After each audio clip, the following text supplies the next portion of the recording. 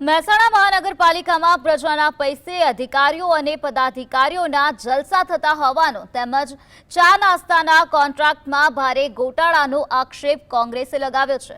Gitanjali decorators નામની એજન્સીને અપાયેલા ₹5 લાખના વાર્ષિક ટેન્ડર સામે નિયમો નેવે મૂકીને કુલ ₹12 લાખ ચૂકવાયા હોવાનો ગંભીર આક્ષેપ કોંગ્રેસના કોર્પોરેટર કમલેશ સુતરિયાએ કર્યો છે।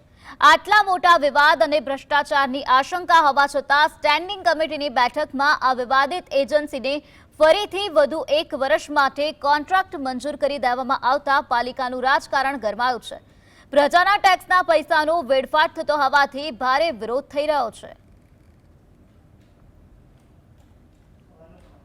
મહેસાણા મહાનગરપાલિકા દ્વારા ચા નાસ્તા ભોજન તેમજ પાણીની બોટલ ચા નાસ્તાની વગેરેની વ્યવસ્થા માટે ગીતાંજલિ નામની એજન્સીને 14.80% ભાવ વધારા સાથેનું ટેન્ડર આવેલ।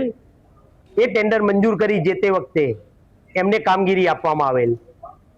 5 લાખની ખર્ચની મર્યાદા હોવા છતાં પણ વધુ ₹7 લાખ ખર્ચ કર્યા છે, એટલે કે અધર જેટલો બીજો ₹7 લાખ જેટલો વધારાનો ખર્ચ